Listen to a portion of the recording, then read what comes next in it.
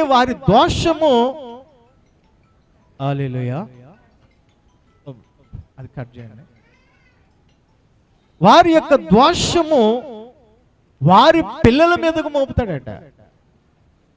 అంటే ఒక మానవుడు చేసేటువంటి భక్తికి ముక్తి కావాలి. అందరూ చెప్పండి, మానవుడు చేసేటువంటి, బాబు మీరు ఆ కెమెరా చూస్తున్నారు, ఇది చూడలే అక్కడ. హల్లెలూయా. మానవుడు చేసేటువంటి భక్తికి ముక్తి కావాలి. హల్లెలూయా. ఆ ముక్తి ఎలాగుండాలంటే పాప క్షమాపణ కలిగే విధంగా ఉండాలి. అంటే మానవుడు పాపము చేస్తే చూడండి, దోషులను నిర్దోషులుగా ఆయన ఎంచడంట. ఎంచటమే కాకుండా వారి యొక్క దోషము వారి పిల్లల మీదకి 7-8 తరాలు వెళ్ళిపోతుంది. 3-4 తరాలు. అంటే ప్రతి దోషానికి ఇప్పుడు ఏమి కావాలి? ఇప్పుడు పాప క్షమాపణ కావాలి. యేసుక్రీస్తు యొక్క, అరే బాబు హలో, ఇది తీసేయండి, నాకు తీసేయండి మొత్తం, ఇది తీసేయండి. 3-4 తరాలు ప్రతి వాని యొక్క దోషము నుండి విడుదల పొందటానికే యేసుక్రీస్తు గొర్రె పిల్లగా ఈ భూమి మీదకి వచ్చాడు. ఎందుకు వచ్చాడు ఆయన? నీ పక్కన చెప్పండి. ఆయన నిన్ను విడిపించడానికి అని చెప్పండి, నిన్ను విమోచించడానికి, ఆయన నిన్ను రక్షించడానికి. అందుకనే ఈ యొక్క 40 దినాలు ఏమని పిలువబడుతుంది? శ్రమ దినాలంట. అంటే ఆయన మన నిమిత్తము శ్రమ పడ్డాడు. ఇప్పుడు ఆయన కొరకు మనం శ్రమ పడతలేదు. ఏమండి, ఆయన కొరకు మనం శ్రమ పడుతున్నామా? అయ్యో యేసుక్రీస్తు వారు నా కొరకు శ్రమ పడ్డాడు, నేను కూడా శ్రమ పడుతున్నానని కాదు. మన జీవితాలు కట్టుకోవటానికి, మన విశ్వాసాన్ని పెంచుకోవటానికి, ఆయన రక్తములో నన్ను కడిగాడు గనుక, నా కొరకు ఆయన మరణించి తిరిగి లేచాడు గనుక ఈ యొక్క కృప దేవుడు ఇచ్చాడని మనము ఒక నిర్ఘనమైనటువంటి విశ్వాసము కలిగి మన జీవితంలోకి ఎన్నడూను ఆ పాప ఊబిలో నిలవకుండా మనల్ని కాపాడుకుని మనము మన కుటుంబాన్ని కట్టుకోవటమే ఈ 40 దినాల యొక్క సారాంశం. దేవునికి స్తోత్రం. ఈ 40 దినాలు మనము దేవునితో సహవాసము కలిగి దేవుని సన్నిధిలో ప్రార్థించటం వలన మనకు కలిగే ప్రయోజనాలు ఎన్నో ఉన్నాయి. హల్లెలూయా. ఏంటి ఆ ప్రయోజనాలని మనం చూస్తే చూడండి, యెషయా గ్రంథము సెలవిస్తుంది 55:6-7 వచనాలు మనకి ఎన్ని ప్రయోజనాలు కలుగుతున్నాయో ఈ యొక్క లేఖనం మనం చూద్దాం. యెషయా గ్రంథము 55:6-7 వచనాలు. అందరూ తెరవండి బైబిల్ గ్రంథం ఉన్నవారు. యెషయా గ్రంథము 55:6-7 వచనం. యెహోవా మీకు దొరుకును, యెహోవా మీకు దొరుకు కాలమునందు ఆయనను వెదుకుడి, ఆయనను వెతకండి, ఆయన సమీపములో ఉండగా ఆయనను వేడుకొనుడి, ఆయనను వేడుకొనుడి. భక్తిహీనులు తమ మార్గమును విడవలెను, భక్తిహీనులు ఏం చేయాలి? తమ మార్గములను విడవవలెను. దుష్టులు తమ తలంపులను మానవలెను, తమ తలంపులు మానవలెను. వారు యెహోవా వైపు తిరిగిన ఎడల ఆయన వారి యందు జాలిపడును. అంటే వారు యెహోవా వైపు తిరిగిన ఎడల ఆయన వారి వైపు వారి యందు జాలిపడి వారు మన దేవుని వైపు తిరిగిన ఎడల ఆయన బహుగా క్షమించును. వారిని ఎలా క్షమిస్తాడంట? బహుగా. అందరు చెప్పండి, ఎలా క్షమిస్తాడు ఆయన? బహుగా. అంటే క్షమించటం వేరు, బహుగా క్షమించటం వేరు. హల్లెలూయా. అంటే ప్రేమించటం వేరు, బహుగా అంటే స్నేహితుడు వేరు, ప్రాణ స్నేహితుడు వేరు. హల్లెలూయా. అంటే మనలను, అంటే యేసుక్రీస్తు ద్వారా మనల్ని ఎలాగ ప్రేమిస్తున్నాడు? ఆయన బహుగా ప్రేమిస్తున్నాడు. అంటే మనల్ని ఎలా క్షమిస్తున్నాడు? ఆయన బహుగా క్షమిస్తున్నాడు. అంటే యేసుక్రీస్తు శిలువ మరణము ద్వారా మనకి ఎన్ని ప్రయోజనాలు కలుగుతున్నాయి అంటే దేవుడు ఏమి కోరుకుంటున్నాడు? మానవుని యొక్క శ్రేయస్సును కోరుకుంటున్నాడు. ఆయన మానవుడు ఉన్నటువంటి ప్రతి బంధకములో నుండి తాను బయటికి రాలేడు. ఎప్పుడు బయటకు వస్తాడు? ఆయన వైపు తిరగాలి. అందరూ చెప్పండి, ఆయన వైపు తిరగాలి. నీకు ఎన్ని ఇబ్బందులు ఉన్నప్పటికీ, ఎన్ని కష్టాలు ఉన్నప్పటికీ, నీవు ఎలాంటి వ్యాధిగ్రస్తుడు అయినప్పటికీ, అంటే నీ శరీరము సహకరించలేనటువంటి స్థితిలో నువ్వు ఉన్నప్పటికీ ఆయన వైపు తిరగాల. హల్లెలూయా, హల్లెలూయా. అంటే మనము యొక్క జ్ఞానము కానీ, మన యొక్క శక్తిని కానీ మనము ఉపయోగించి ఆ ఉపద్రవములో నుండి మనం బయటకు రాలేము. ఏంటి ఒక మాట ఏంటంటే, మనల్ని తల్లిదండ్రులు మనల్ని కని పెంచారు, కానీ మన భవిష్యత్తు మన తల్లిదండ్రులు నిర్ణయించలేదు. మన భవిష్యత్తు ఎవరిలో ఉందంటే దేవునిలో ఉంది. హల్లెలూయా. అందుకనే ఆయన ఏం చెప్తున్నాడంటే, మనము ఆయన వైపు తిరిగి హృదయపూర్వకంగా తిరగాలి.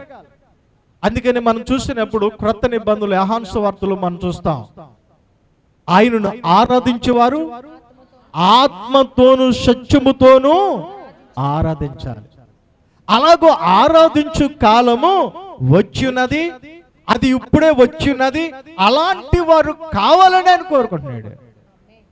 అంటే యేసు క్రీస్తుని మనం నమ్ముకుంటే ఎలా నమ్ముకోవాలా?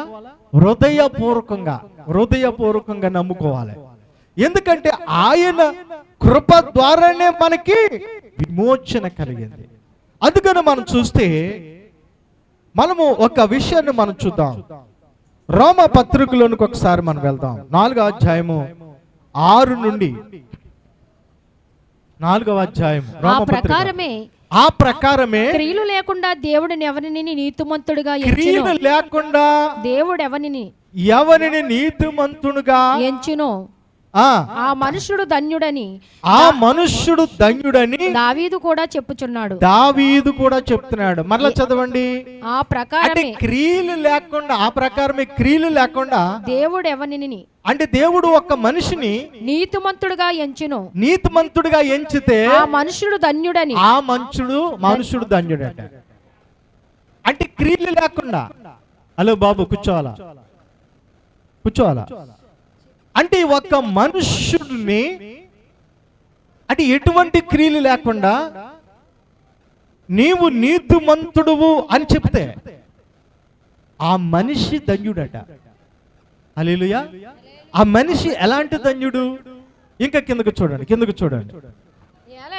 ఏలనగా తన అతిక్రమములకు పరిహారము నొందినవాడు, తన పాపమునకు పాయిత్యము నొందినవాడు ధన్యుడు. అంటే మన అతిక్రమాలు, మన పాపాలకి ఏం కలగాలి?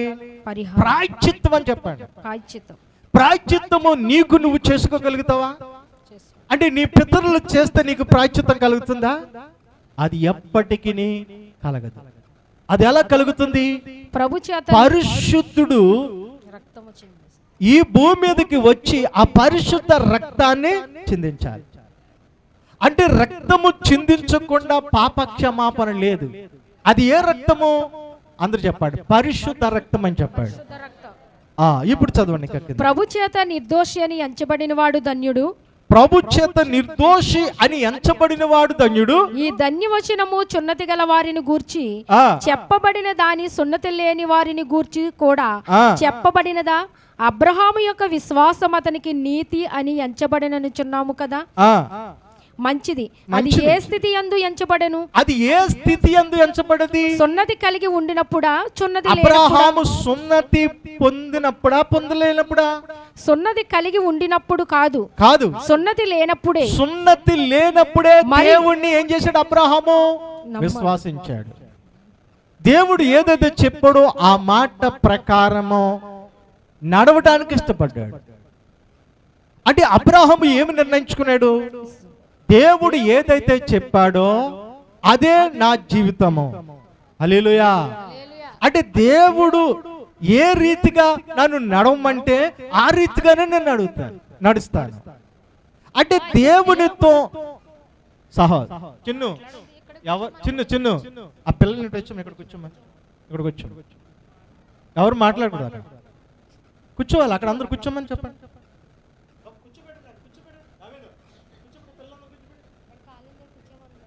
హల్లెలూయా, హల్లెలూయా. దేవునికి స్తోత్రం.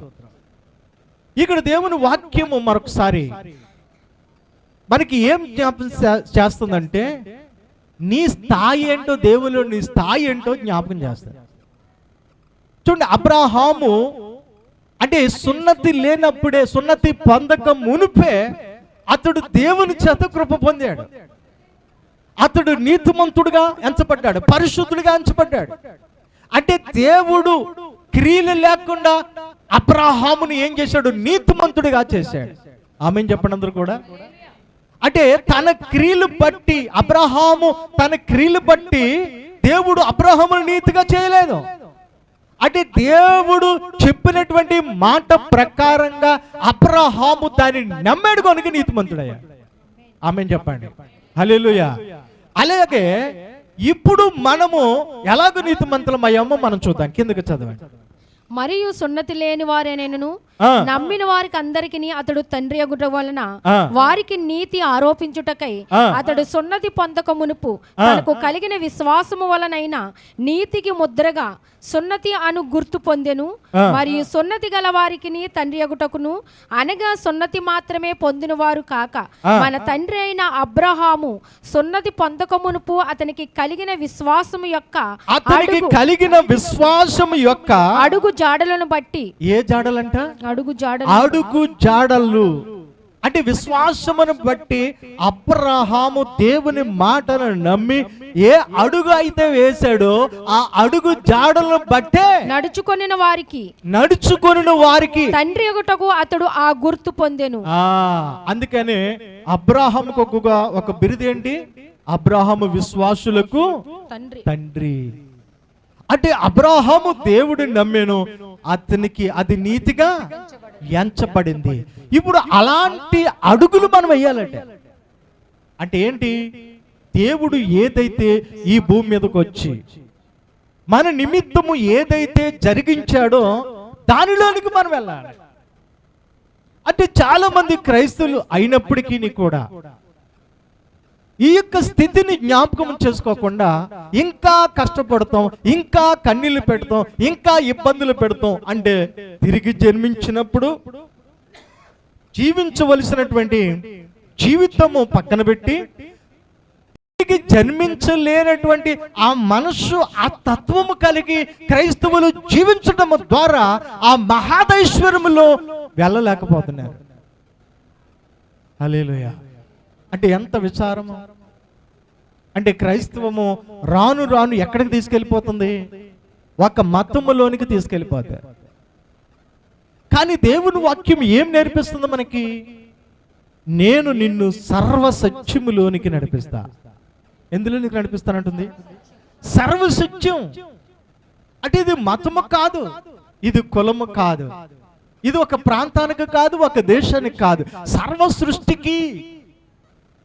అంటే ప్రతి మానవుడు ఏ ప్రాంతములైనా సరే దేవుని శక్తిని పొందుకొని, దేవుని జ్ఞానమును పొందుకొని, దేవుని చేత నిర్దోషి అనిపించుకొని ఆయనతో యుగయుగములు జీవించడమే ఆయన సత్య మార్గము. ఇది ఆయన సత్య సువార్త. అందుకని సువార్తను విన్నవారు ఎవరు కూడా అపవిత్రులు కానే కారు. సువార్తను నమ్మిన వారు పవిత్రులు. వారు ఎప్పటికీ పవిత్రులే. వారి యొక్క దోషములన్నీ కూడా ఆయన నిర్మూలపరిచి ఉన్నాడు. దేవునికి స్తోత్రాలు. అందరు గట్టిగా చప్పట్లు కొట్టాలి. అందుకని సువార్త ప్రకటించే వారు పాదములు ఎంతో సుందరమైనవి అంటున్నాడు. ఎందుకు? సువార్త అనేది ఒక శక్తి. ఆమేన్ చెప్పండి. సువార్త అనేది ఒక శక్తి. అందుకని సువార్తను నమ్ముకున్నవాడు పాడైపోడు. అందుకని మనం చూస్తే యోబు తన జీవితంలో దేన్ని ఎంచుకున్నాడు? యోబు గ్రంథం 33లో యోబు తనకు కలిగినటువంటి స్వాదన బాధల్లో తన విశ్వాసమును ఎలాగో ఎంచుకుని ఆ విశ్వాసాన్ని ఎలాగో కాపాడుకుంటున్నాడో చూడండి. యోబు గ్రంథము 33:24 అంటే యోబు తన జీవితంలో దేవుణ్ణి ఎలాగ ఎంచుకున్నాడు? దేవుడు వానియందు దేవుడు వాని యందు కరుణ చూపి పాతాళములోనికి దిగి వెళ్లకుండా వానిని విడిపించును ఇంకా ప్రాయశ్చిత్తము నాకు దొరికినని సెలవిచ్చెను. అప్పుడు వాని మాంసము బాలుర మాంసము కన్నా ఆరోగ్యముగా నుండును, వానికి తన చిన్ననాటి స్థితి తిరిగి కలుగును. అంటే ఆ పునరుద్ధానమందు యేసుక్రీస్తు ఈ భూమి మీదకు వచ్చిన తర్వాత యోబు గారు తన జీవితంలో జరిగేటువంటి ఆ పరిణామాలు ఎలాగుంటాయో తనకు తాను ప్రవశించుకుంటున్నాడు. ఇక్కడ ఎలా ప్రవశించుకుంటున్నాడు? అప్పుడు వాని మాంసము అంటే మీరు అంటే మరొకసారి చదవండి, ఆ పైన 23 వచ్చిన చదవండి, 22 నుంచి చదవండి, బాగా అర్థమవుతుంది. వాడు సమాధికి సమీపించును, వాని ప్రాణము సంహారకుల యొద్దకు సమీపించును. ఎవరిది? అంటే క్రీస్తు రక్తము లేకపోతే, యేసుక్రీస్తు ఈ భూమి మీదకి రాకపోతే ప్రతి మానవుని యొక్క స్థితి అది. అయితే నరులకు యుక్తమైనది ఏదో దానిని వానికి తెలియజేయుటకు, వారికి తెలియచేయటానికి వేలాది దూతలలో గనుడగు ఒకడు వానికి మధ్యవర్తి అయి ఉండిన ఎడల దేవుడు వాని యందు కరుణ చూపి పాతాళములోనికి దిగి వెళ్లకుండా. చూడండి, దేవుడు వానికి ఏం చూపుతున్నాడంట? కరుణ చూపుతున్నాడు. పాతాళములోకి వెళ్లకుండా, అగ్ని గంధకము లోనికి వెళ్లకుండా, అగ్ని గుండములోనికి వెళ్లకుండా దేవుడు మానవుడికి ఏం చూపుతున్నాడు? కృప అని చెప్పండి. ఆ కృపను ఎవరు చూస్తున్నారు? ఎవరు పొందుకుంటున్నారు? యోబు తన జీవితంలో దేవుని సంకల్పము ఎలాగ ఉంటుందో రుచి చూచి తెలుసుకుంటున్నాడు దేవునిలో. అందుకనే యోబు తన యథార్థతను కాపాడుకుంటున్నాడు, తన విశ్వాసమును కాపాడుకుంటున్నాడు. చూడండి, యోబు తన యొక్క ఫ్యూచర్ ఏంటో, ఒకవేళ ఈ భూమిని విడిచి తర్వాత కూడా తన జీవితం ఏమిటో చూడండి, ఆ గ్రహింపులోనికి, అలాంటి విశ్వాసములోనికి వెళ్ళిపోతున్నాడు యోబు.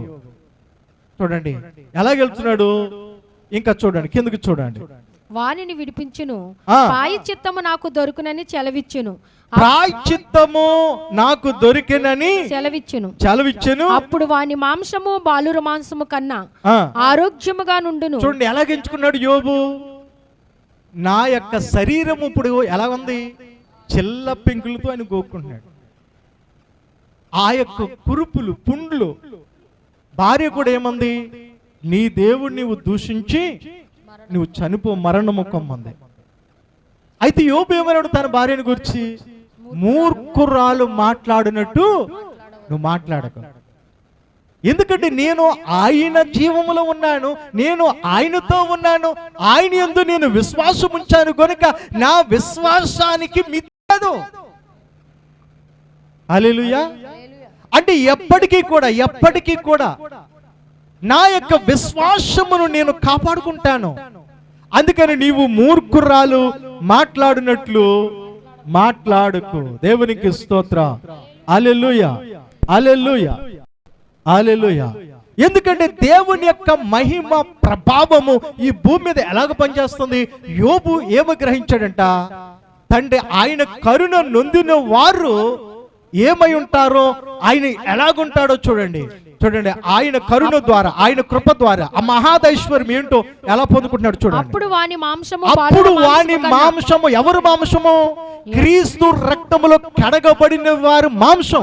క్రీస్తు యొద్దకు వచ్చి, అంటే యేసు క్రీస్తు మానవుడిగా ఈ భూమి మీదకి వచ్చాడు, ఆయన నా కొరకు మరణించి తిరిగి లేచాడని ఎవరైతే నమ్ముతున్నారో వారి యొక్క మాంసము బాలుర మాంసము కన్నా ఆరోగ్యముగా ఉంటదంట. నమ్మిన వారు చప్పట్లు కొట్టాలి, గట్టిగా కొట్టాలి. హల్లెలూయా, హల్లెలూయా.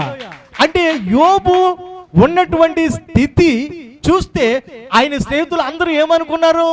యోబు ఏదో దేవుని పట్ల ఏదో పొరపాటు చేశాడు కనుక అందుకే యోబుకి స్థితి వచ్చింది అని వారు ఆ విధమైనటువంటి దారుణంలోనికి వెళ్ళినప్పుడు యోబు మాత్రము తన అంతము ఎలాగ ఉంటుందో తెలుసు. ఈ భూమిని విడిచి వెళ్ళిపోయిన తర్వాత ఆయన స్థితి ఏంటో తెలుసు. అందుకనే యెహోవా ఇచ్చెను, యెహోవే తీసుకున్నాడు, ఆయన నామానికి స్తుతి కలుగును గాక. హల్లెలూయా.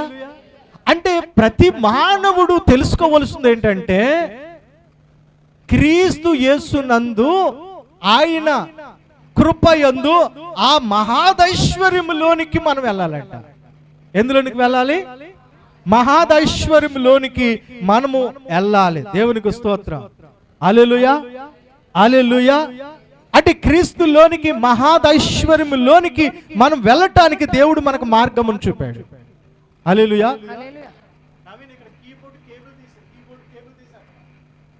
హల్లెలూయా. దేవునికి స్తోత్రం. Hallelujah. Holy spirit Lord Jesus.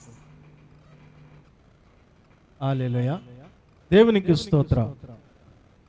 ఆయన నిత్య జీవానికి మనల్ని ఎలాగ అర్హులుగా చేశాడు? ఆయన ఏమండి ఎలా అర్హులుగా చేశాడు?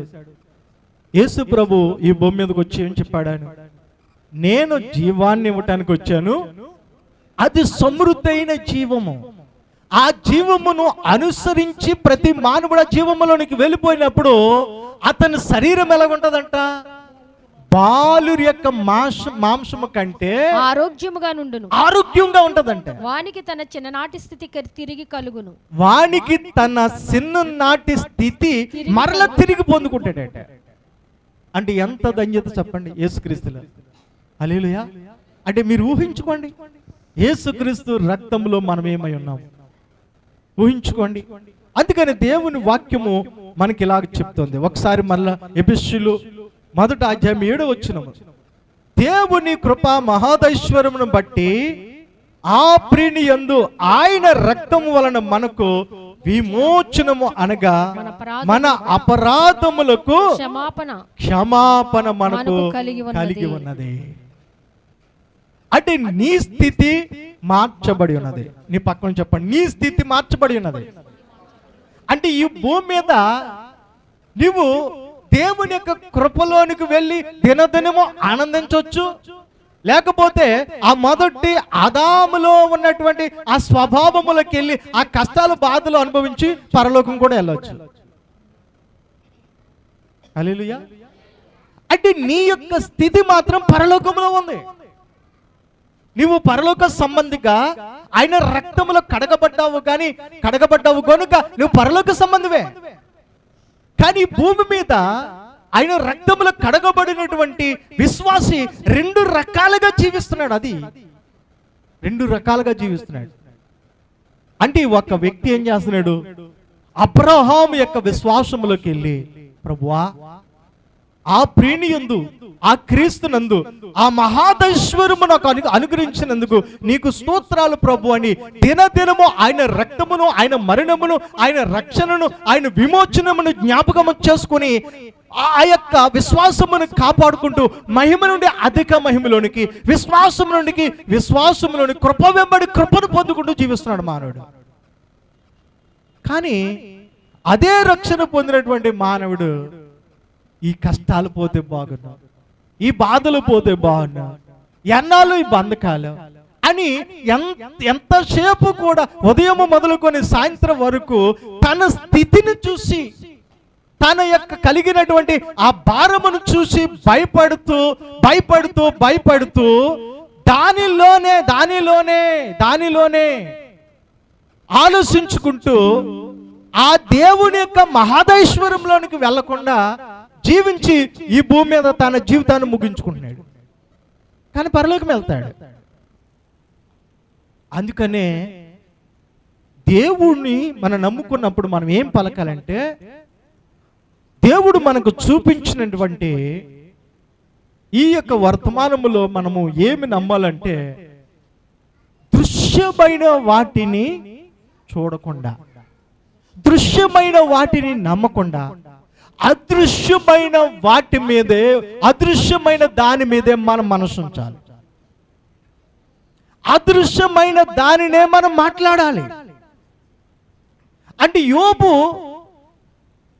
చూడండి, తనకు కలిగినటువంటి గాయాలు చూసుకుని మాట్లాడతలేదు, తనకు కలిగిన స్థితిని చూసి మాట్లాడతలేదు, ఆ యొక్క ఆస్తి పాస్తులు పోయాయని మాట్లాడతలేదు, తనకు కలిగిన సంతానము పోయిందని, తన స్నేహితులు వేరైపోయారని మాట్లాడతలేదు.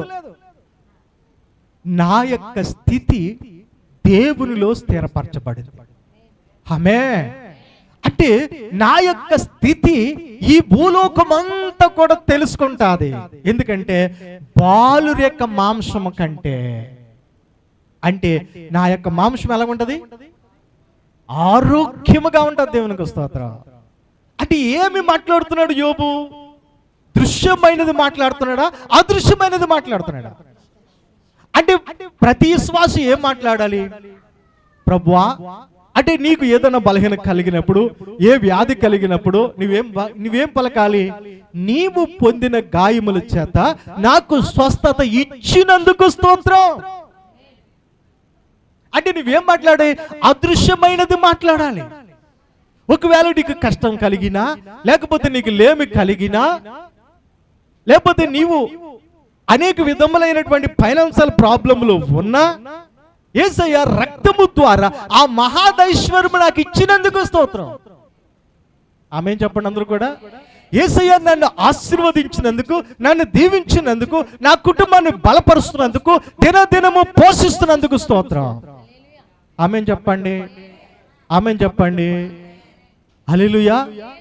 అంటే ఇప్పుడు చిన్న పిల్లలుగా ఉన్నటువంటి వీళ్ళు అటు ఇటు తిరుగుతున్న వారు చూసారా, వారే రేపు సంఘములో గొప్ప ఆ దేవదూతలాగా కోరిలో దేవుడు వాడుకుంటాడు. దేవునికి స్తోత్రం. హల్లెలూయా, హల్లెలూయా. అంటే ఇప్పుడు అల్లరి చేస్తున్నారు, కూర్చోమంటున్నాం మనం. ఎందుకంటే రాబోయే దినములో వారే గొప్ప విశ్వాసులు. దేవునికి స్తోత్రం. ఎందుకంటే వారు దేవుని సంబంధులు. ఎందుకంటే నీవు నీ కుటుంబంతో, నీ పిల్లలతో వచ్చి దేవుని వాక్యం వింటున్నావు. హల్లెలూయా. ఎందుకంటే నేను ఒకటి గమనించాను, చూడండి, మన మధ్యలో ఉన్నటువంటి ఎస్తేర్ రాణి గర్భము ధరించినప్పుడు, ఆ గర్భము ధరించినప్పుడు నేనే మాటలైతే మాట్లాడాను. ఎస్తేర్ రాణికి జన్మించినటువంటి కుమారుడు సహస్రించు అయ్యే మాటలు మాట్లాడుతున్నాడు. అది ఎలా సాధ్యమైంది? అంటే నువ్వు ఏదైతే విశ్వాసం ఉంచి నువ్వు నమ్మి మాట్లాడుతున్నావో, దేవుని శక్తిని, జీవాన్ని ఎప్పుడైతే నువ్వు పలుకుతున్నావో, అంటే నీ గర్భములున్న పిండము కూడా అదే పొందుకుంటుంది. అదే మాటలు మరి ప్రియకు కూడా మేము చెప్పాము. దేవునికి స్తోత్రం. ఆమె గర్భము ధరించిన తర్వాత చాలా ప్రాబ్లంలు వచ్చి ఆమె వేరు వేరే మాటలు మాట్లాడుతుంది. అప్పుడు నేను ఒకటో చెప్పాను, ఆ మాటలకు నువ్వు నోరు మూసే. అయ్యి నువ్వు మాట్లాడటానికి వీరు లేదు. ఆ శాపనాలు అవన్నీ కూడా నీకు ఆశీర్వాదకరంగా మార్చబడుతున్నాయి. నువ్వు దేవుడు ఏదైతే పలుకుతున్నాడో దానిని మాట్లాడటం ప్రారంభించినప్పుడు ఆ విధంగా మాట్లాడి చూడండి, మంచి ఆరోగ్యకరమైనటువంటి బిడ్డకి జన్మనిచ్చింది. హల్లెలూయా. అతనికి సాకు అని పేరు పెట్టింది. దేవునికి స్తోత్రం. హల్లెలూయా. అప్పుడు ఆ గర్భము ధరించినప్పుడు వణుకుపోయి, భయపడిపోయి, టెన్షన్ అయిపోయి, చూడండి, తిండి తినకుండా చూడండి బలహీనం అయిపోయింది. అందుకనే గర్భఫలము యెహోవా ఇచ్చు బహుమానం లేక స్వాస్థ్యము. ఆయన స్థితి మనలో నెరవేర్చబడాలి, మన సంతానములో కూడా నెరవేర్చాలి. అంటే ఇది ఎలాగ సాధ్యమవుతుంది? చూడండి, మనం చూద్దాం. ఇక దేవుని వాక్యములు మనం చూద్దాం. చూడండి, కీర్తనల గ్రంథము 32వ కీర్తన. కీర్తనల గ్రంథము 32వ కీర్తన. ఇందులో ఉన్నటువంటి ఒక మర్మాన్ని మనము ధ్యానించుకున్నప్పుడు అందులో ఉన్నటువంటి ఆశీర్వాదాన్ని మనం పొందుకుంటున్నాం. 32వ కీర్తన మొదటి 2 వచనాలు మనం చూద్దాం. తన అతిక్రమములకు పరిహారము నొందిన, అతిక్రమములకు పరిహారము నొందినవాడు, తన పాపమునకు ప్రాయశ్చిత్తము నొందినవాడు ధన్యుడు. ధన్యుడు. ఎక్కడ? ఈ భూమి మీద, పరలోకములోనా? ఎక్కడ చెప్పండి? ఎక్కడ? భూమి మీద, పరలోకములోనా? చెప్పాలా? భూమి మీదే. ఈ భూమి మీదే. ఎందుకంటే చాలా మంది అనుకుంటారు ఈ భూమి మీద దేవునికి వ్యతిరేకంగా జీవించి, ఇష్టానుసారంగా జీవించి, అయా దేవుని నమ్ముకోవయ్యా, ఆ పాపాలు ఒప్పుకొని దాన్ని విడిచిపెట్టి నువ్వు నీతిమంతుడిగా, పరిశుద్ధుడిగా జీవించయ్యా అని మనం చెప్పినప్పటికీ కొంతమంది చెప్పే మాట ఏంటో తెలుసా? ఆ పరలోకములో ఎలాగుంటామో ఎవరికి తెలుసు? ఎవరు చూసొచ్చారు అని వ్యతిరేకంగా మాట్లాడేవారు చాలా మంది ఉంటారు. అంటే ప్రతి మానవుడికి ఏం కలగాలంట? ధన్యత అని చెప్పాడు. ధన్యత అంటే ఒక మానవుడు పాపాన్ని బట్టి, ఆ దోషమును బట్టి క్షమాపణ నుండి దేవుని యొక్క ఆ నిత్య రాజ్యమునకు వెళ్ళటమే నీకు ధన్యత. హల్లెలూయా, హల్లెలూయా. అది ఎలా కలుగుతుంది? ఇంకా కింద వచ్చిన చదువు. యెహోవా చేత నిర్దోషి అని ఎంచబడిన వాడు, ఆత్మలో కపటము లేనివాడు ధన్యుడు. హల్లెలూయా. యెహోవా చేత నిర్దోషి అని అంటే యెహోవా చేత ఎలాగ నిర్దోషి అవుతున్నాడు అండ్ ఎలాగ నిర్దోషి అవుతున్నాడు? లోక పాపములు మోసుకును దేవుని గొర్రెపిల్ల. అంటే యెహోవా అనగా అద్వితీయ దేవుడు అని చెప్పండి. అద్వితీయుడు, అద్వితీయ దేవుడు అంటే తండ్రి, కుమార, పరిశుద్ధాత్మ. ఏం చెప్తున్నాడు చూడండి. యెహోవా చేత నిర్దోషి అని ఎంచబడిన వాడు, ఎంచబడిన వారు ఎవరైతే ఉన్నారో ఆత్మలో కపటము లేని వారు ధన్యుడు. ఎలాగ ధన్యులు? చూడండి, యోహాను సువార్త 3వ అధ్యాయం 15వ వచనం నుంచి మనం చూద్దాం. యోహాను సువార్త 3వ అధ్యాయము 15వ వచనం. అలాగే విశ్వసించు ప్రతివాడు నశింపక ఆయన ద్వారా నిత్య జీవము పొందునట్లు మనుష్య కుమారుడు ఎత్తబడవలెను. మనుష్య కుమారుడు సిలువ వేయబడవలెను. మనుష్య కుమారుడు ఎత్తబడాలి అంటే మనుష్య కుమారుడిగా వచ్చినటువంటి యేసుక్రీస్తు మరణించాలి.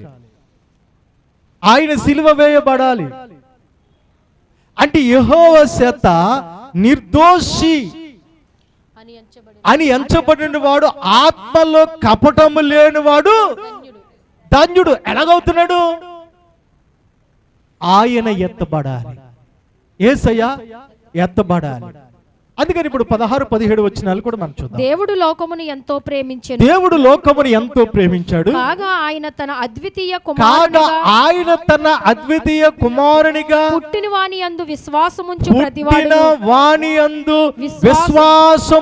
ప్రతివాడు నశింపగా నిత్య జీవము పొందునట్లు వాడు ఎప్పటికీ నశించుపాడు, వాడు నిత్య జీవము పొందుతాడు. ఆయనను అనుగ్రహించెను. అది అనుగ్రహించాడు దేవుడు. అంటే యెహోవా చేత నీవు నిర్దోషివి. అంటే ఎవరైతే ఈ యొక్క నియమంలోనికి వచ్చారో, క్రీస్తు రక్తములో కడగబడ్డారో, నీవు దేవుని చేత నీవు నిర్దోషివి. ఈ పక్కన చెప్పండి, నీవు దేవుని చేత నిర్దోషివని ముద్రించబడ్డావు. అంటే ఈ ముద్ర అపవాది చెరిపేయగలడా? అంటే నీవు నిర్దోషివి. అంటే నువ్వు దేవుని యొద్దకు వచ్చినప్పుడు, నువ్వు ప్రార్థించినప్పుడు, నీ కష్టాల్లో, నీ బాధల్లో నువ్వు ఏమని చెప్పాలి దేవునికి? నన్ను నిర్దోషినిగా చేసినందుకు నీకు స్తోత్రం, ఈ పాపము నుండి పరిహరించినందుకు నీకు స్తోత్రం. అంటే దేవుడు చేసిన దానికి మనం కృతజ్ఞతాస్తుతులు చెల్లించాలి. ఏం చెల్లించాలి? ఆరోగ్యం ఇచ్చినందుకు స్తోత్రం, ఐశ్వర్యం ఇచ్చినందుకు స్తోత్రం. అంటే నీ యొక్క స్థితిని పలకమన్నాడు దేవుడు. ఏం పలకమన్నాడు? అంటే యెహోవా చేత నిర్దోషి అనిపించుకోవటం ధన్యత, మనము నిర్దోషిగా అవటము ధన్యత. ఎవరినంటాడు ఆయన నిర్దోషి అని? ఏమండి, ఈ భూమి మీద చూడండి, ఒక స్త్రీ వ్యభిచారమందు పట్టబడినప్పుడు మోషే ధర్మశాస్త్ర ప్రకారంగా యేసుక్రీస్తు దగ్గరికి ఆమెను తీసుకొచ్చి యేసయ్యతో మాట్లాడుతున్నారు. నువ్వు ఏం చేయమంటే అది చేస్తావు. ఈమె వ్యభిచారమందు పట్టబడాలి.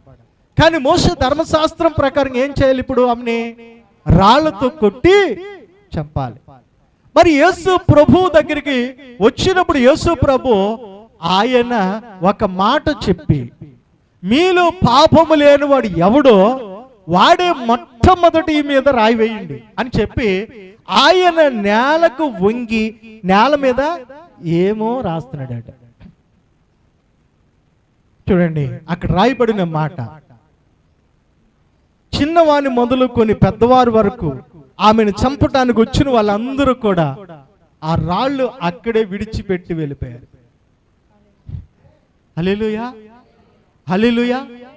అయితే యేసు ప్రభు కూడా ఒక మాట అంటారు, అమ్మా నిన్నెవరు శిక్షించలేదా? ఆమె పశ్చాత్తాపముతో వణుకుతూ, అయ్యా నన్ను ఎవరు కూడా శిక్షించలేదు. అప్పుడు ఆయన ఏమంటాడు, నేను కూడా నిన్ను శిక్షించను, సమాధానము గలదానివై వెళ్ళము. అంటే ఆమె ఏమని నిర్ధారణ అయింది ఇక్కడ? దేవుని చేత, ఆయన నోట వచ్చేటువంటి మాట చేత ఆమె నిర్దోషిగా ఎంచబడ్డాది. నమ్మిన వారు చప్పట్లు కొట్టండి. హల్లెలూయా. అంటే యేసు క్రీస్తులోనే మనకి పాప క్షమాపణ కలుగుతుంది. అందుకనే చూడండి, ఇద్దరు వ్యక్తులను అటువైపునొకరు ఇటువైపునొకరు సిలువ వేసినప్పుడు రెండో వాడు ఏమంటాడు, అయ్యా నీవు నీ రాజ్యముతో వచ్చినప్పుడు నన్ను కూడా జ్ఞాపకం చేసుకో అన్నాడు. పశ్చాత్తాపడ్డాడు. ఎందుకంటే ఈ శిక్షకు నేను అర్హుడిని. నీవు ఏ శిక్ష చేయలేదు, ఏ తప్పు చేయలేదు, ఈ శిక్షకు నువ్వు అర్హుడు కాదు, కానీ నేను అర్హుడినే. ఈ శిక్ష నాకు సమంజసమే. అయినప్పటికీ యేసయ్యా నీవు నీ రాజ్యముతో వచ్చినప్పుడు నన్ను జ్ఞాపకం చేసుకోమని హృదయపూర్వకంగా పశ్చాత్తాపడ్డాడు. ఆ పాపం చేసిన దానిని ఒప్పుకున్నాడు. ఒప్పుకుంటే యేసయ్య ఏమన్నాడు, నీవు నేడు నాతో కూడా, హల్లెలూయా, నీవు నేడు నాతో కూడా పరదేశులో ఉండు అని చెప్పాడు. అంటాడు ఏమయ్యాడు, యెహోవా చేత నిర్దోషి. వాడి దోషం పోయింది, వాడి పాపం పోయింది, వాడు చేసిన దొంగతనాలన్నిటిని దేవుడు క్షమించేశాడు. ఎప్పుడైతే ఈ భూమి మీద దేవుని చేత నిర్దోషి అనిపించుకున్నాడో వాడు పరలోక సంబంధి. ఆమేన్ చెప్పండి అందరూ గట్టిగా గట్టిగా గట్టిగా గట్టిగా. అందుకనే మనము ఈ భూమి మీద ఎన్ని దాన ధర్మాలు చేసినా, ఈ భూమి మీద మనము ఎంత మంచిగా జీవించినా మనము నిర్దోషులము కానే కాదు. యేసు క్రీస్తు మరణాన్ని మనం ఒప్పుకొని మనం విశ్వాసం ఉంచి మన అతిక్రమలు విడిచిపెట్టి ఆయన కృపలోనికి వచ్చి ఆయన వాక్యాన్ని నమ్మి దానిని మాట్లాడినప్పుడే మనము నిర్దోషులుగా ఎంచబడతాం. హల్లెలూయా. అంటే ఈ లోకము ఇవ్వలేనిది, నీ తల్లిదండ్రులు ఇవ్వలేనిది యేసు క్రీస్తు ద్వారా నువ్వు పొందుకుంటున్నా. అందుకని యేసు ప్రభు ఏమంటాడు, ప్రయాసపడి భారము మోయుచున్న సమస్తమైన జనులారా నా యొద్దకు రండి, నేనే మీకు విశ్రాంతిని కలగజేస్తా. ఎంత చక్కటి మాట! ఈ భూమి మీద ఎవ్వరు పలకలేనటువంటి మాట, దేవుళ్ళు అనబడిన వారు ఎవ్వరు ఇవ్వలేనటువంటి విశ్రాంతిని నేను నీకు ఇస్తానని ఆయన రూఢిపరుస్తున్నాడు. దేవునికి స్తోత్రం. నమ్మిన వారు చప్పట్లు కొట్టండి. హల్లెలూయా, హల్లెలూయా, హల్లెలూయా. అట్టి మానవుడికి క్షమాపణ యేసు క్రీస్తులోనే దొరుకుతుంది. ఆమేన్, ఆమేన్. అందుకని మనం చూసినప్పుడు దేవుని యొక్క కృపను, దేవుని యొక్క ఆశీర్వాదమును, దేవుని యొక్క దీవెను మనకి ఎలాగో కలుగుతుందంటే చూడండి, ఒక చక్కటి మాటను మనం చూద్దాం. ప్రకటన గ్రంథము 1వ అధ్యాయము 5వ వచనం, అది నీకు పరిపూర్ణము చేయబడింది. హల్లెలూయా. నమ్మకమైన సాక్షియు, నమ్మకమైన సాక్షి. అందరూ చెప్పాలి మాట, నమ్మకమైన సాక్షియు, మృతులలో నుండి ఆది సంభూతుడిగా లేచినవాడు. మృతులలో నుండి ఆది సంభూతుడిగా లేచాడు. ఎవరు? అందరు చెప్పండి, నా ప్రభు అయినా యేసుక్రీస్తు. మరలా చెప్తాం, నా ప్రభు అయినా యేసుక్రీస్తు. ఆయన నమ్మకమైన సాక్షి. ఎవరికి? నాకే. చెప్పండి, ఎవరు? ధైర్యంగా చెప్పండి, నాకే. ఆయన నమ్మకమైన సాక్షి. అంటే ఆయన ఏమి చెప్పాడో అదే నా జీవితం, ఆయన ఏమి పొందాడో ఆయన ఏదైతే మానవుడికి ఇచ్చాడో అది నా సొంతం. అంటే మన విశ్వాసం ఎలా ఉండాలి? నమ్మకమైన సాక్షి నాకు ఏమి చేశాడు అదే నేను జీవిస్తా. హల్లెలూయా. అంటే ఏం చేశాడు ఆయన? నమ్మకమైన సాక్షియు, మృతులలో నుండి ఆది సంభూతుడిగా లేచిన వాడును, భూపతులకు అధిపతి అయిన యేసుక్రీస్తు నుండే కృపా సమాధానములు మీకు కలుగునుగాక. అంటే నాకేం కలుగుతుంది? కృపా సమాధానము నాకు కలిగింది. కృప అంటే ఏమిటి? ఈ భూమి మీద ఏ మానవుడు నీ పాపము తీయలేడు, నీ దోషమును తీయలేడు, నీ అపరాధములకు క్షమాపణ ఇవ్వలేడు. కేవలం యేసుక్రీస్తు కృప ద్వారానే, ఆయన శిలువ మరణము ద్వారానే ఆ కృప సమాధానము మనకి కలిగింది. ఆమేన్, ఆమేన్. అంటే యేసుక్రీస్తునందు కృప సమాధానములు మీకు కలుగును కాక. ఆ కింద మనలను ప్రేమించుచు, అందరూ చెప్పండి, నన్ను ప్రేమించి ఆయన రక్తము ద్వారా మన పాపముల నుండి మనల్ని విడిపించిన, అంటే నా పాపముల నుండి నన్ను విడిపించాడు. మహిమయు. హల్లెలూయా, హల్లెలూయా. ఎలాగా? మీరు చదవండి ఇప్పుడు మరలా.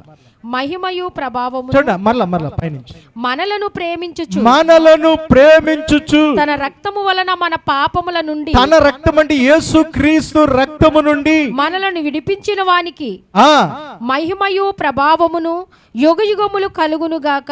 ఆమేన్. ఆయన మనలను మన తండ్రి యగు దేవునికి, ఆయన మన తండ్రి అయిన దేవునికి ఒక రాజ్యముగాను యాజకులుగాను చేసెను. ఇదిగో ఆయన మేఘారూఢై వచ్చుచున్నాడు. ఇప్పుడు ఆయన మేఘారూఢై వస్తున్నాడట ఈ భూమి మీద. ప్రతి నేత్రము ఆయనను చూచును. ప్రతి నేత్రము ఆయన చూస్తుందంట. చెప్పండి, ఆయన మేఘారుడై వచ్చుచున్నాడు. రెండవసారి భూమి మీదకి రాబోతున్నాడు. ప్రతి నేత్రము ఆయనను చూచును. ప్రతి నేత్రం అంటే ఆదాము మొదలుకొని ఆయన రాకడ వరకు, అంటే అప్పుడే పుట్టినటువంటి పసిబిడ్డ కావచ్చు. ప్రతి నేత్రం ఆయనను వ్యతిరేకించిన వారు, ఆయన హింసించిన వారు, సంఘాన్ని ఆటంకపరిచేవారు, నీవు కూడా మతంలో గెలిపోయావా అని మనల్ని అవమానపరిచిన వారు కూడా, యేసుక్రీస్తు దేవుడు కాదు, ఆయన మానవుడు లేకపోతే ఒక ప్రవక్త అని అబద్ధ బోధ చేసేవారు కూడా ఆయన చూస్తారట. ఆయనను పొడిచిన వారు చూచెదరు. ఆయన సిలువ వేసిన వారు, బల్లెముతో పొడిచిన వారు, ఆయనకి తలపైన ముళ్ళ కిరీటం పెట్టిన వారు అందరూ ఆయన చూస్తారట. చెప్పండి, అందరూ ఆయన చూస్తారట. అంటే ఈ లోకానికి ఆయన అవసరం. హల్లెలూయా. అంటే ఆయన మేఘారుడు వచ్చినప్పుడు ఈ భూమి మీద శాపము ఉండదు. చెప్పండి అందరూ కూడా, శాపము ఉండదు, పాపము ఉండదు, మరణము ఉండదు, లేమి ఉండదు, నీకు శ్రమలు ఉండవు, అప్పులు ఉండవు, వేదనలు ఉండవు. అంటే నీవు శ్రమను ఊర్చి అంటే కష్టపడి నువ్వు పంట పండించవలసిన అవసరం లేదు. ఎందుకో తెలుసా? ఆదామును బట్టి ఈ భూమి శాపించబడ్డది. ఆయన మేఘారుడు వచ్చినప్పుడు ఆయన నమ్ముకున్న వారు అందరూ కూడా క్రొత్త ఆకాశము క్రొత్త భూమిలో వారు జీవించబోతున్నారు. అంటే శాపము లేనటువంటి భూమి దేవుడు పోతున్నాడు. అంటే మానవుడికి కావలసినవన్నీ కూడా ఆయన నేల నుండి మొలిపిస్తున్నాడు. అంటే మనం భూమిని సేద్యపరచవలసిన అవసరం లేదే. ఏదేను తోటలో ఉన్నటువంటి ఆనందము, సంతోషము భూ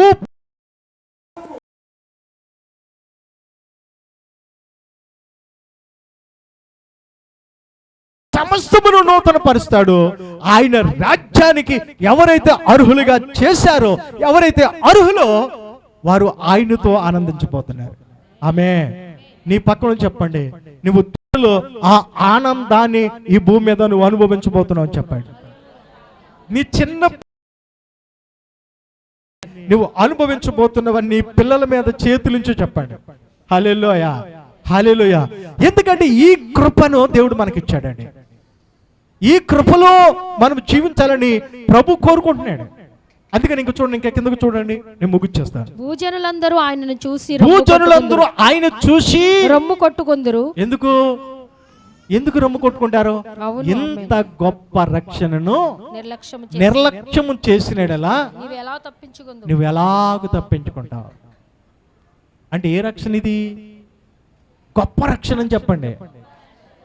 అంటే ఒక మానవుడు దేవుని చేత నిర్దోషి అనిపించుకోవాలంటే మానవుడిగా ఈ భూమి మీదకు వచ్చి ఆయన మరణించాలి. ఆమేన్. అంటే నువ్వు నిర్దోషి అవ్వాలంటే ఆయన నీ కోసం మరణించాడని నమ్మాలి. ఆమేన్ చెప్పండి అందరూ కూడా.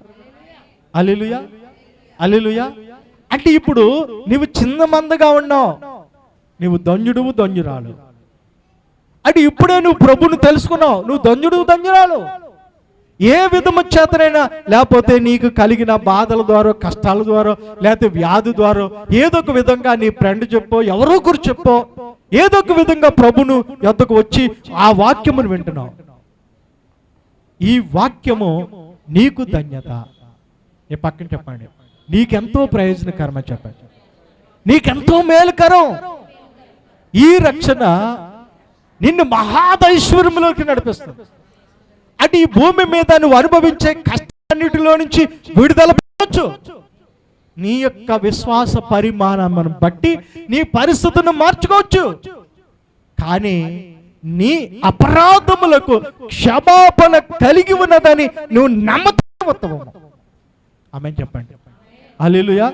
అంటే ఏ మానవుడు చేయలేనటువంటి త్యాగమో యేసుక్రీస్తు మానవుడిగా వచ్చి నీ నిమిత్తము, నా నిమిత్తము ఆయన త్యాగపూరితుడయ్యాడు. దేవునికి స్తోత్ర. ఆయనే యుగ పురుషుడు. దేవునికి స్తోత్ర. యుగ పురుషుడుగా మరలా ఆయన చూడబోతున్నాం, ఆయనను మనం చూడబోతున్నాం. నా ప్రియమైన దేవుని బిడ్డలారా, ఇప్పుడు ముఖాముఖిగా ఆయన చూడకపోయినా మనం ముఖాముఖిగా ఆయన చూస్తాము. హల్లెలూయా. ఇప్పుడు దేవుణ్ణి మనం చూడకపోయినా, ఆయన స్వరము మనం వినకపోయినా, ఆయన స్వరము వింటాం, ఆయన ముఖాముఖిగా మనం చూస్తాము. ఆయన రాజ్యములు ఆ బంగారపు వీధులలో మనము నడుస్తాము. దేవునికి స్తోత్ర. ఈ భూమి మీద నువ్వు కష్టాన్ని అనుభవించవచ్చు, దరిద్రమును అనుభవించవచ్చు, పేదరికమును అనుభవించవచ్చు, అనేక ఇబ్బందులు పడి ఉండొచ్చు. కానీ ఒకానొక దినము వచ్చినప్పుడు నీవు గొప్ప స్థాయిలో దేవునితో చూడండి యుగయుగములు జీవించడానికి ఆయన ఈ మహాదైశ్వర్యమును దేవుడు మనకి ఇచ్చాడు. హల్లెలూయా, హల్లెలూయా. నీ పక్కన చెప్పండి, నువ్వెంతో ధన్యుడు అని చెప్పండి, నీకు మేలు కలిగి ఉన్నదని చెప్పండి. హల్లెలూయా. చివరిగా ఒక ప్రవచనాన్ని జ్ఞాపకం చేసి ముగించేస్తున్నాను, టైం అయిపోయింది. ఆ ప్రవచనం ఏమిటంటే చూడండి, కీర్తన గ్రంథము 86వ కీర్తన 4-5 వచనాలు. 84-4-5 వచనాలు. 84వ కీర్తన 4-5 వచనాలు. నీ మందిరమునందు నివసించువారు ధన్యులు, నీ మందిరమందు నివసించువారు ధన్యులు, వారు నిత్యము నిన్ను స్తుతించుదురు, వారు నిత్యము నిన్ను స్తుతించుదురు. మరలా చెప్తాము, నీ మందిరమందు నివసించువారు ధన్యులు, నివసించువారు ధన్యులు, వారు నిత్యము నిన్ను స్తుతించుదురు, వారు నిత్యము నిన్ను స్తుతించెదరు. ఈ మాట ఎంతమందికి అర్థమైంది? మరలా చదవండి ఆ మాట, మీరు అండర్లైన్ చేసుకోండి. నీ మందిరమునందు నివసించువారు ధన్యులు, వారు నిత్యము నిన్ను స్తుతించుదురు. ఆయన మందిరములోనికి ఏదో ఒక కష్టము ద్వారా, బాధ ద్వారా మనం వచ్చాం, ఏదో ఒక విధంగా ప్రభుని నమ్ముకున్నాం, ఆయన రక్తములో కడగబడ్డాం. ఈ రక్షణ నిన్ను గొప్ప ధన్యతలోనికి నడిపించింది. ఆమేన్. అంటే ఎన్నడూ తరగని ఆ ఆశీర్వాదము, ఆ దీవెన, ఆ సర్వ సమృద్ధిలోనికి నిన్ను నడిపించింది. నువ్వు పరలోకములో నువ్వు చేసే పనేంటి? నీ పక్కన చెప్పండి, పరలోకములో నువ్వు చేసే పనేంటి అని చెప్పండి. ఆ కింద మాట చూడండి, కింద మాట. నీ వలన బలమునందు మనుషులు అలా కాదు, అదే వచ్చిన కింద నీ మాట. మందిరం నిత్యము నిన్ను స్తుతించుదురు. నిత్యము అందరూ చెప్పండి. స్తుతించెదరు. నిత్యము అంటే దేవుడు ఉన్నంత కాలము ఆయన స్తుతిస్తూ ఉంటాం. నమ్మినారు? గట్టిగా చెప్పండి, గట్టిగా చప్పట్లు కొట్టండి. హల్లెలూయా, హల్లెలూయా. ఇది ప్రవచనం. నీ మందిరము వలన అంటే ఆ పరలోకములో నూతన యెరూషలేములో కూడా నీ పనేంటి? నిత్యము ఆయన స్తుతించడమే. అక్కడ బాధ లేదు, వేదన లేదు, సూర్యుడు అవసరం లేదు, చంద్రుడు అవసరం లేదు. హల్లెలూయా. ప్రభువే వెలుగై ఉన్నాడు. ఆయన మహిమలో యుగయుగములు యుగయుగములు ఆకలి లేదు, దప్పిక లేదు. నీకు సమస్తమును ఆయన నీకు సమృద్ధిగా ఇవ్వబోతున్నాడు. అందుకని ఈ భూమి మీద చూడండి, 40 సంవత్సరాలు ఇశ్రాయేలు ప్రజలు ఈ భూమి మీద దేవదూతలు తినే ఆహారాన్ని భుజించారు. పరలోక మన్నాను వారు భుజించారు. హల్లెలూయా. అంటే వారికి సమృద్ధి ఉంది. కోట్లాది ప్రజలు అంటే కోట్లాది దేవదూతలకు పరలోకములో సమృద్ధి ఉంది. ఈ పక్కన చెప్పండి, పరలోకములో సమృద్ధి ఉందని చెప్పండి. నిత్యము సుఖము ఉన్నదని చెప్పండి. ఇప్పుడు అందరూ లేచి నిలబడదాం. ఇప్పుడు కొన్ని మాటలు నువ్వు నీ నోటను పలకాలి. దేవునికి స్తోత్రం. హల్లెలూయా, హల్లెలూయా. ఈ మాటను మరలా చదవ. హల్లెలూయా. నిత్యము నిన్ను స్తుతించుదురు. పైన మాట. నీ మందిరమునందు నివసించువారు ధన్యులు. నీ మందిరమునందు నివసించువారు ధన్యులు. వారు నిత్యము నిన్ను స్తుతించుదురు. వారు నిత్యము నిన్ను స్తుతించుదురు. అంటే ఆయన మందిరములో ఏముంది నీకు? అందరు కళ్ళు మూసుకోవాలి. పాప క్షమాపణ. హల్లెలూయా. ఆయన మందిరములోనికి వచ్చి నువ్వు మోకరించి ప్రార్థించడం వలన నీవు విముక్తి పొందుకుంటున్నావు. ఆయన మందిరములకు వచ్చి దేవుని వాక్యము తన దాసుల ద్వారా పలుకుటము ద్వారా ఆ మాటలు, ఆ వాక్యము నీ ప్రాణాత్మ మూలుగులోనికి వెళ్తుంది. డమ్ముని వారు చెప్పలు కొట్టాలి గట్టిగా, గట్టిగా, గట్టిగా. అంటే దేవుని వాక్యము నువ్వు వినటము ద్వారా నీకు విమోచన కలుగుతుంది, నీకు రక్షణ కలుగుతుంది. ఎందుకంటే నీవు విమోచించబడిన వ్యక్తిగా నీ యొక్క ప్రాణమును నీవు కాపాడుకుంటున్నావు. ఆ పాతాళములోనికి వెళ్లకుండా దేవుని మందిరమునకు నువ్వు వచ్చి ఉన్నావు గనుక నీవు దేవుని ద్వారా కృప నొందుతివి, కృప నొందుతివి. అందరు చెప్పండి, నువ్వు దేవుని ద్వారా కృప నొందుతివి. అందుకని నా ప్రాణమా యెహోవాయందు సన్నతించుమా, నా అంతరంగముల సమస్తమా ఆయన చేసిన ఉపకారములలో దేనిని మరొకము. ఆయనే నిత్యము నన్ను ఆనందింపజేసేవాడు. నా ప్రాణమునకు ఆయన విముక్తి కలగజేశాడు. ఆయన శిలువ మరణము ద్వారా నేను దేవుని చేత నిర్దోషిగా ఎంచబడ్డాను.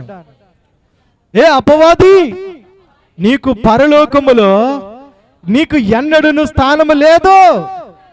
నా యొక్క దేవుడు యేసుక్రీస్తు ఆ త్యాగము ద్వారా, ఆ శిలువ మరణము ద్వారా, ఆయన కృపయందు, ఆ ప్రీణియందు నేను మహాదైశ్వర్యమును కలిగి ఉన్నా. మరలా చెప్పండి, నేను మహాదైశ్వర్యమును కలిగి ఉన్నా, మహాదైశ్వర్యమును కలిగి ఉన్నా. ఈ భూమి ఆకాశము అందించలేనిది దేవుడు నీకు ఇచ్చి ఉన్నాడు. నా ప్రియమైన సహోదరుడా, సహోదరుడా, ఈ యొక్క వర్తమానము ద్వారా నీ స్థితి మార్చబడది. నీవు యుగ యుగములు ప్రభుతో ఆనందించే రోజులు ఆసన్నమవుతున్నాయి. ఈ భూమి మీద నువ్వు చూసినప్పుడు ఆయన వాక్య లేఖనాలన్నీ కూడా నెరవేర్చబడుతున్నాయి. ఆకాశ శక్తులు కదలబోతున్నాయి. ఈ భూమి మీద గొప్ప సూచక్రియలను చేయబోతున్నాడు. ఇదిగో ఈ భూమి మార్పు నొందుతుంది. ఇదిగో సూర్యుడు చీకటిగా మారిపోతాడు, చంద్రుడు ఎర్రగా మారిపోతాడు. ఎందుకంటే ఆయన వాక్యములో ఉన్న రాయబడిన మాటలే నెరవేర్చబడుతున్నాయి. నీవు మాత్రము ఆయన కృప నంది ఉన్నావు, ఆయన మహాదైశ్వర్యము నంది ఉన్నావు. నా ప్రియమైన సోదరు సహోదరుడా, ఈ వర్తమానం వింటున్న దేవుని బిడ్డ, నీవు సర్వ సమృద్ధిని అనుభవించడానికి ఈ భూమి మీద నువ్వు యాతన పడుతూ ఉండవచ్చు. ఈ లోకములో నువ్వు సర్వ సమృద్ధిని కలిగి ఉండవచ్చు. కానీ ఆత్మ సంబంధమైన సమృద్ధి నీకుందా? ఆత్మ సంబంధమైన రక్షణ నీకున్నదా?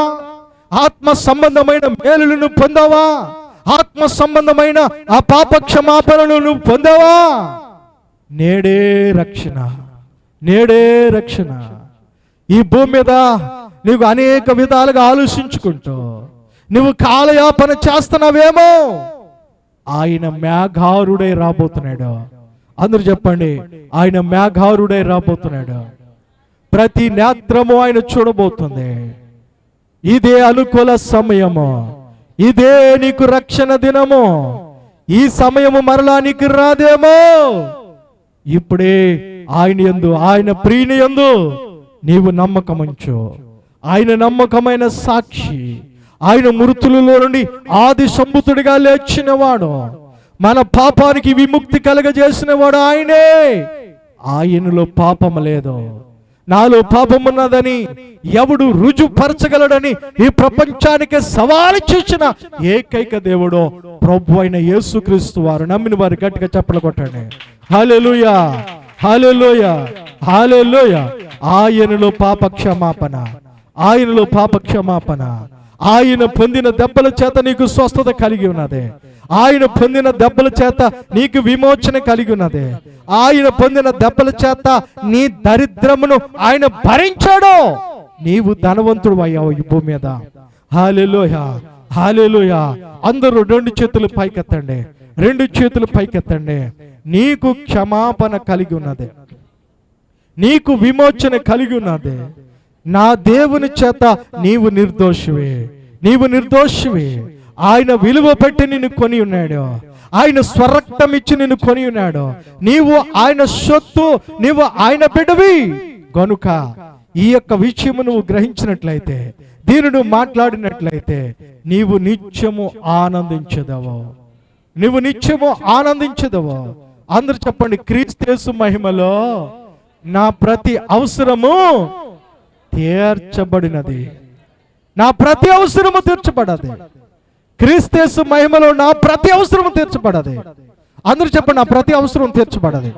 క్రీస్తు యేసులో నా వ్యాధి నుండి నేను విడుదల పొందాను, నేను స్వస్థత పొందాను, నా బంధకాలన్నిటి నుంచి విడిపించబడ్డాను, నా యొక్క లేమి నుంచి నేను విడుదల పొందాను, నా బ్యాంక్ అకౌంట్ దేవుడు దీవించున్నాడని చెప్పాను.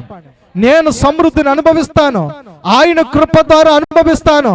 అందరు చెప్పండి, ఎఫెసీయులకు రాసిన పత్రిక 1వ అధ్యాయము 7వ వచనము, ఈ భూమి మీద నేను ఆ మహాదైశ్వర్యమును ఆ ప్రియుని యందు ఆయన రక్తమందు నేను పొంది ఉన్నాను. ఏ దుష్టుడు నన్ను ఆటంకపరచలేడు, ఏ మానవుడు నన్ను అవమానపరచలేడు.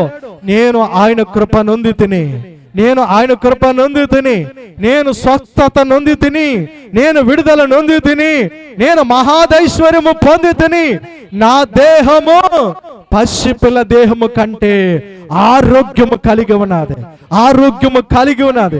నాకు విడుదల స్వస్థత కలిగింది, నాకు రక్షణ కలిగింది. ఆయన మేఘారుడై రాబోతున్నాడు. ఆయన యందు నేను స్తుతిస్తాను, ఆయన నిన్ను స్తుతిస్తాను, ఆయన నిన్ను ఆనందిస్తాను. ఆయన మందిరములో యుగయుగములో ఆయనను గణపరుస్తాను. ఆయన నిత్య జీవము నాకు అనుగ్రహించబడింది. ఓ రాబాషబలబా, ఓ రాబాషమకరలబషమరల, ఓ రలబషకరల. Holy spirit, holy spirit, holy spirit, holy spirit. అందరూ కూడా రెండు చేతులు పైకెత్తండి. ఓ గొప్ప కాపరి, నా మంచి సమారయుడా,